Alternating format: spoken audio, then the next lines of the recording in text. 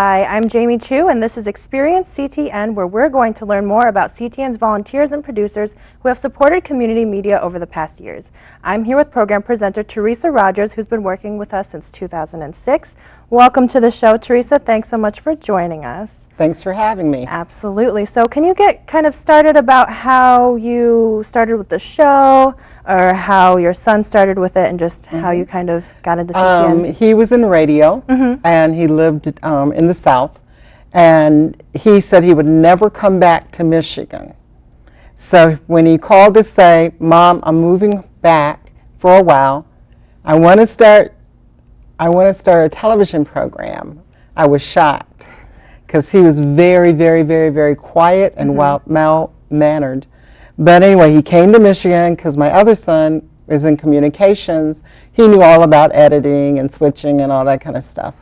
But that's how we ended here at CTN. Okay, so who told you about CTN? Was it just kind of a discovery?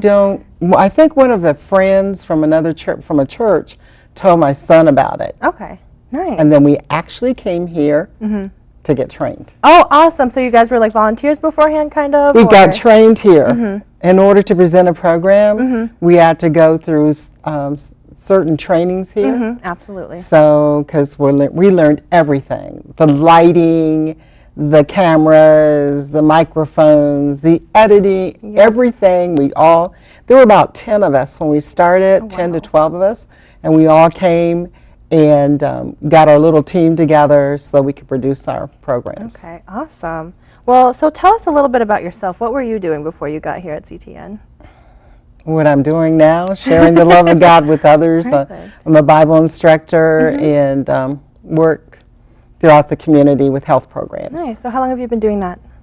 All my life. All your life? Nice. Most of my life, yes. All right. So how many episodes of Pathway to Peace have you produced through here? Here we figure about 15 to 20 episodes here. And then he moved, and once they moved, they had to find another studio to produce. But now they're able to produce out of their church. Okay. Okay, awesome. So can you tell us a little bit about the program for those of us who are unfamiliar with it? I'm wearing my shirt today. Yeah, looks great. So, and this is a shirt that we often wear out in the community. Okay. Because we share, and I'll be sharing the books with you that we share with other people. But it says, "Are you looking for peace?" Has our pathwaytopeace.net. And then on the back, it tells what we do. It tells about Bible, does it say music? Yep. Bible study, music, The because my health granddaughter's a classes. great musician. Oh, that's awesome. And they write songs too. Health class, last day's events, plus a lot more. All right. So to boil it down, it's right here, what they're doing. What does that say? Teaching, preaching, and healing. Perfect. So they have a ministry where they preach, and they have live stream preaching from their church. And they have a lifestyle center, so people who are sick can go there and help to get them feeling better. Right, good. And then they are teaching. They have cooking schools. Oh, wow. And so if they go to the website, pathwaytopeace.net, they can learn all about the different programs that they have. All right. Well, I actually visited your website a few times, and there were like a few cooking videos. Can you kind of go into like how those are produced? Well, they produce it right there in their facility. And the young lady that you see, that's my oldest granddaughter, and she's really a marvelous cook. But the whole family is involved with their ministry, so they present plant-based meals, which a lot of people are interested in nowadays, and they have wonderful recipes. So if anyone's ever in Peachland, they do it once a month, and they'd be welcome to go there to the site. Awesome. Well, let's have a little look at a little bit of an episode and see what people should be watching. Okay. Are you looking for peace in this world of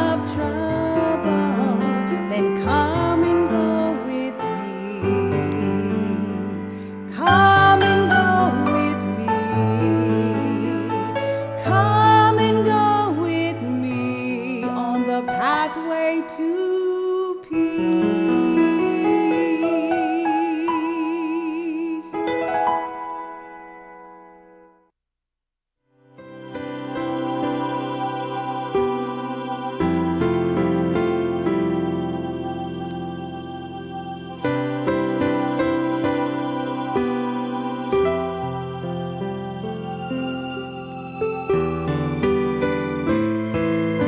And of course, we're continuing our study on the parables of Christ, and particularly we're looking at the 28 parables of Jesus. And as we already mentioned before, we're using the Christ object lessons as an outline, but we are going a little bit deeper than what the Christ object lessons has, but it has some good stuff in there. All right, great. So why do you think this program is important to show in Ann Arbor specifically? It would be great if we could show it all over. But because people are searching, they're looking for reasons as the cause of what's going on in the world today. And because we are a Bible-based ministry, and I have with me my favorite book there, it's the Bible, and I love the King James Version of it. And people are searching. They're searching for what's true and what's not. And especially in this college area, the students are looking for truth. And we believe truth can be found through studying the Bible. All right, well, can you tell us a little bit about the other books that you brought with you today? Yeah, this book here is one of my favorite books. I think I've read it 6 times. Wow. And Pathway to Peace has been featuring this book, The Great Controversy, which talks about the controversy starting in heaven between God and Satan, and brings it all the way down to modern day. Okay. But what is really exciting, what just happened, October 31st, was the celebration of 500 years of Martin Luther nailing this 95 Theses to the door at Wittenberg. And people are celebrating that in different ways, but it's significant, and it's featured here along with other Protestant reformers, and it's a wonderful book. All right. And what about the one that your son wrote? He wrote a book. My son wrote The Forgotten Commandment and the Mark of the Beast Crisis. Okay. He was not a writer. No? No. But God has blessed him with a wonderful book, and he's working on another project right now. But this book talks about the commandments, which is basically the center of the Bible, and then it takes us all the way down to now, what's getting ready to happen in the near future, which is the Mark of the Beast Crisis. And you can get the book free. Oh, wow. It's on, you can go to the website, pathwaytopeace.net, and they have an ebook that you can download. Okay. And if anybody that's in this area, if they contact Pathway to Peace, let them know that they've seen this and they would like a book. I do have a few books that I'd be willing to give to them, and also this book here. Perfect. All right, and can you kind of talk about how your son got into the ministries and his pathway to that? He wanted to be an electrical engineer. He ended up being a social worker, got his master's in social work. And he and his wife, they were going to make money, get rich by going into real estate. So they got an equity loan out on their house and decided to put that money, part of the money into the ministry, which started the radio ministry. And through just so many different avenues, they ended up here in Ann Arbor doing the show, and now they actually travel all over the country presenting the sermons that he does, the ministry, and they also do street ministry. Oh, wow. So they go out in the street and they pass out his book, and they also, in their community, they are known for going on the street and preaching on the streets to the people there in Pageland, Peachland, in their area. So was there a particular reason why he decided to move back down south? Was there... It's warm. That's good enough reason for anybody, It's right? warm, and they decided that's where the Lord wanted them to be. Okay, absolutely.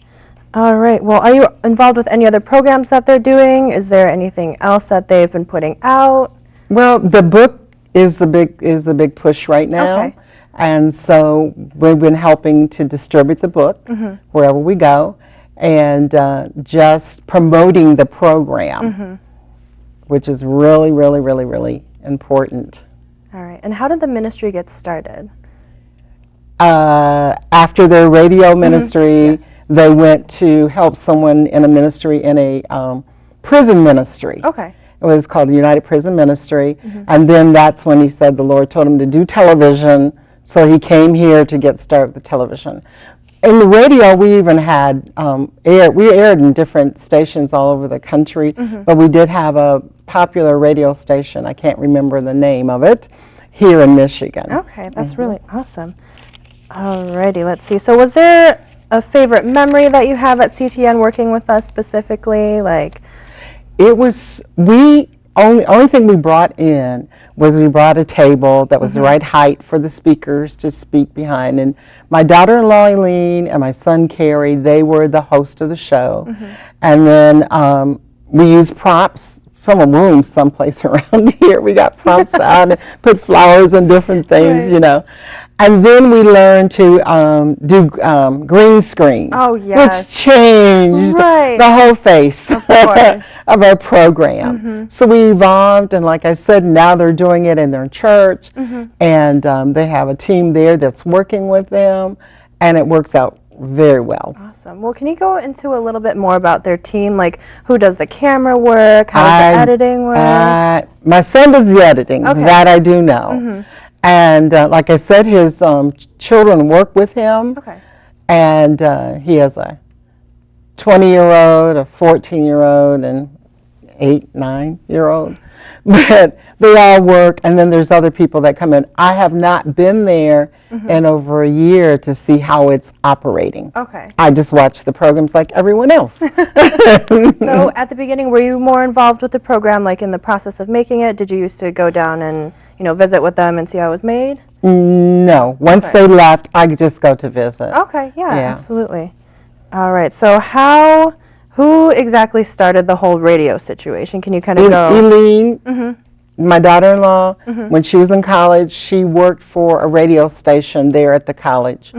And when they got extra money from equity in their house, she's the one suggested that they start a radio ministry. He didn't know anything about radio. Good thing she did. And they went into the studio, and she was able to work everything, and they've been doing that kind of ministry since. Okay, interesting. So can you kind of take us through the process of getting an episode on air? I know you don't produce it, but you bring it here to us. I don't produce it, but I know that they are, right now, they're doing a series on the Great Controversy, this book here. And so they do it at their church, and they live stream it, so you can watch live stream, and then they edit it so that it'll fit into the format that we need here, 28 minutes, black screen front. You know the whole shebang. Yeah. So that they're able to do that. Okay, awesome. And what made him decide to write the book, and how much time did that take? What was the process in that? I'm not sure exactly how long. I think he was starting with the book, and then he had a death in his family. And once his daughter died, and when she was only 2.5. I'm so sorry. But I think he worked through that by finishing the book. You know, it became the project of his life. And it's an awesome book, and I encourage everyone to read it. If they read it, their life will be changed. But you got to read the book. Right. You got to do the work, right? Got to put the work in.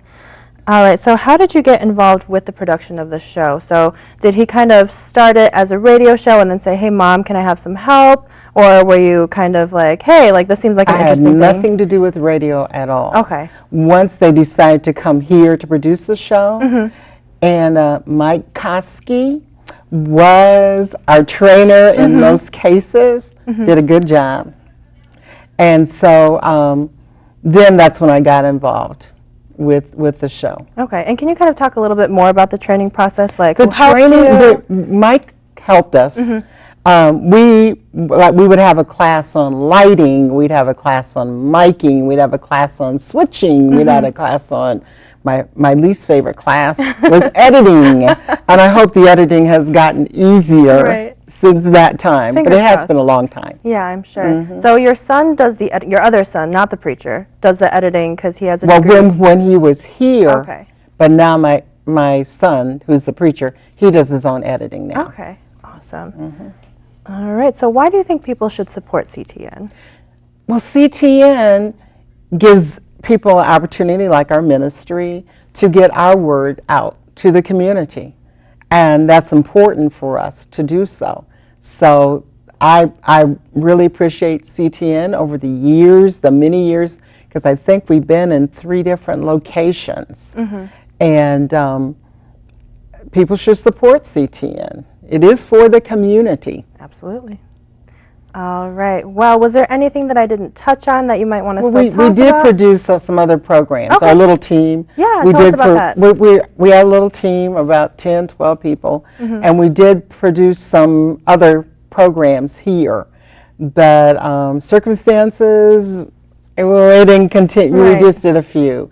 But I keep everything up so that if we ever need to come back to do it, I be think ready. I need to get some people trained a little bit more now. It's been a long time. Right. It's been a long time. Okay. Well, thank you so much for being on the show. I really enjoyed talking with you. Thank you. Thanks for watching, and stay tuned for future episodes. In the meantime, why not come in and experience all we have to offer for yourself? Visit us online at a2gov.org/CTN and follow us on Twitter and Facebook at CTN Ann Arbor. I want to thank our crew, Robert Horn, Dana Denha, Tim Nagai, Mike Koski, and Alicia May. And I'm your host, Jamie Chu. See you next time.